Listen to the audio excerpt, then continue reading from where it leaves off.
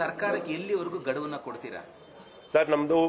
ನಮ್ಮ ಪ್ರಥಮ ಮತ್ತು ನಮ್ಮ ಮುಖ್ಯ ಬೇಡಿಕೆ ಏನಂದ್ರೆ ಸಾರಿಗೆ ನೌಕರರಿಗೂ ಸರ್ಕಾರಿ ನೌಕರರಿಗೂ ಸರಿಸಮಾನ ವೇತನ ಏನ್ ನೀಡ್ತೀವಿ ಅಂತ ಪ್ರಣಾಳಿಕೆಯಲ್ಲಿ ಭರವಸೆ ನೀಡಿದ್ದೀರಿ. ಆ ಭರವಸೆ ಅಂತ ಈಗಾಗಲೇ 1.5 ವರ್ಷ ಕಳೆದಿದೆ. ನಾವು ಕಾದಿದ್ದು ಸಾಕಾಗಿದೆ. ದಯವಿಟ್ಟು ಈ ಬಾರಿಯ ಬಜೆಟ್ ನಲ್ಲಿ ನಮಗೆ ಸರಿಸಮಾನ ವೇತನವನ್ನು ನೀಡಬೇಕು ಮತ್ತು 20 ತಿಂಗಳ ವೇತನದ ಹಿಂಬಾಕಿ ಏನಿದೆ ವೇತನದ ಹಿಂಬಾಕಿಯನ್ನು ನೀಡಬೇಕು. ಅದರಲ್ಲಿ ಮುಖ್ಯವಾಗಿ ನಿವೃತ್ತ ನೌಕರಿಗೆ ಮೊದಲ ಆದ್ಯತೆಯಲ್ಲಿ ನೀಡಬೇಕು. ನಂತರ ನಮಗೆ ಕಾರ್ಮಿಕ ಸಂಘಟನೆ ಚುನಾವಣೆಗಳನ್ನ ನಡೆಸಬೇಕು.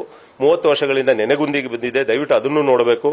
ನಂತರ ನಮಗೆ 2021ರ ಮುಷ್ಕರದ ಸಮಯದಲ್ಲಿ ಆದಂತಹ ವಜಾ ಪ್ರಕರಣಗಳಲ್ಲೂ ಇನ್ನೂ ಕೋರ್ಟ್ ಕಟ್ಟಡಗಳಂತ ನಾವೇನು ಸುತ್ತಾಡ್ತಾ ಇದ್ದೀರಿ ಅದೆಲ್ಲ ಇತಿಶ್ರೀ ಆಡಬೇಕಾದ್ರೆ ಸೌಹಾರ್ದ ರೀತಿಯಲ್ಲಿ ಮ್ಯಾನೇಜ್ಮೆಂಟ್ ಸರ್ಕಾರ ಮತ್ತೆ ನಾವು ಕೂತ್ಕೊಂಡು ಮಾತುಕತೆ ಮಾಡ್ಕೊಂಡು ಸೌಹಾರ್ದ ರೀತಿಯಲ್ಲಿ ಇದನ್ನ ಬಗೆಹರಿಸ್ಕೋಬೇಕು. ಶಿಕ್ಷಾದೇಶಗಳನ್ನ ರದ್ದುಪಡಿಸಬೇಕು ಅಂತ ನಾವು ಕೇಳ್ಕೊಂಡು ಇದನ್ನ ನಾವು ಇವತ್ತಿನ ಪತ್ರಿಕಾಗೋಷ್ಠಿಯನ್ನು ನಡೆಸಿದೀವಿ.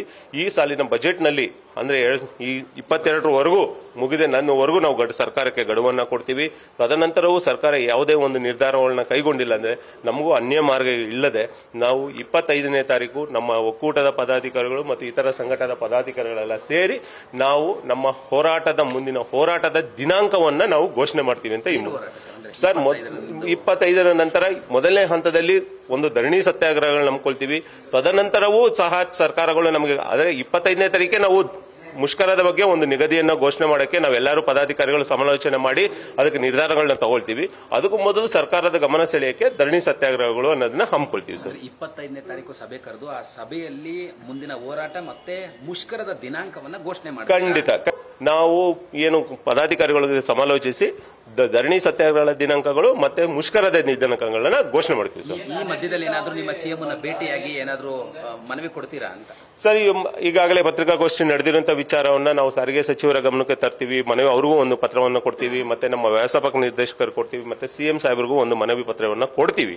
ಕೊಟ್ಟು ನಮ್ಮ ಬೇಡಿಕೆಗಳ ಈಡೇರಿಕೆಗಾಗಿ ನಾವು ಕಾಯ್ತೀವಿ ಸರ್. ಇಷ್ಟೇ 4 ವರ್ಷಗಳಿಗೆ 5 ವರ್ಷಗಳಿಂದ ಕಾದಿದ್ದೀವಿ.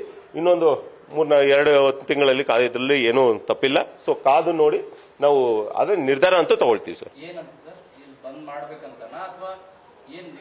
ಅಲ್ಲ ಹೇಳ್ತಾ ಇದೀವಲ್ಲ, ನಾವು 25ನೇ ತಾರೀಕು ಪದಾಧಿಕಾರಿಗಳಿಗೆ ಒಂದು ಸಮಾಲೋಚನೆ ಮಾಡಿ ನಾವು 25ನೇ ತಾರೀಕು ಒಂದು ಗಡುವನ್ನ ನೀಡಿದ್ದು ಮುಕ್ತಾಯ ಆಗುತ್ತೆ. 25ನೇ ತಾರೀಕು ನಾವು ಬಂದ್ಗೆ ನಾವು ಕರೆ ಕೊಡ್ತೀವಿ ಸರ್. ಖಂಡಿತ ಸರ್.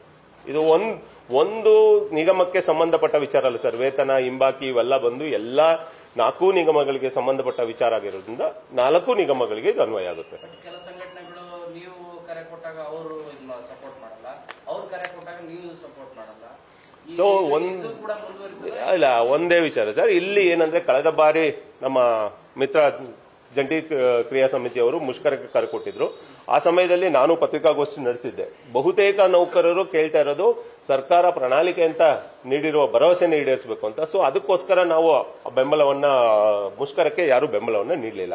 ಆದರೆ ಕಳೆದ ಬಾರಿ ಜಂಟಿ ಕ್ರಿಯಾ ಸಮಿತಿಯ ನಾಯಕರುಗಳು ಪತ್ರಿಕಾಗೋಷ್ಠಿಯಲ್ಲಿ ಅವ್ರು ಹೇಳಿದರೆ ಸಮಾನ ವೇತನಕ್ಕೋಸ್ಕರ ಒಕ್ಕೂಟ ಕರೆ ನೀಡಿದ ಪಕ್ಷದಲ್ಲಿ ನಾವು ಬೆಂಬಲಿಸ್ತೀವಿ ಅಂತ ಹೇಳಿದ್ದಾರೆ. ಸೊ ನಾವು ಅವ್ರ ಆ ಹೇಳಿಕೆಯನ್ನ ಸ್ವಾಗತಿಸ್ತಾ ನಾವು ಮುಂದಿನ ದಿನಗಳಲ್ಲಿ ಅವ್ರ ಜೊತೆ ಮಾತುಕತೆ ಮಾಡಿ ಸರಿ ಸಮಾನ ವೇತನಕ್ಕಾಗಿ ಅವರನ್ನು ಮನವಿ ಮಾಡಿಕೊಂಡು ನಾವು ಮುಂದಿನ ಹೋರಾಟಕ್ಕೆ ಹೋಗ್ತೀವಿ ಸರ್. ನಾವು ಕೇಳ್ತೀವಿ. ನಾವು ಅವರೇ ಹೇಳಿದಾರಲ್ಲ ಸರ್, ಅವರೇ ಹೇಳಿದ್ದಾರೆ. ಸೊ ಆ ಒಂದು ನಿಟ್ಟಿನಲ್ಲಿ ಅವರಿಗೂ ಒಂದು ಮನವಿಯನ್ನ ಮಾಡಿಕೊಂಡು ಅವರನ್ನು ಒಳಗೊಂಡಂತೆ ನಾವು ಸರಿಸಮಾನ ವೇತನಕ್ಕೆ ಹೋರಾಟಕ್ಕೆ ಹೋಗ್ತೀವಿ ಸರ್. ನ್ಯೂಸ್ ಫಸ್ಟ್ ನಿರ್ಭೀತಿಯಿಂದ ನಿಮ್ಮ ಪರವಾಗಿ.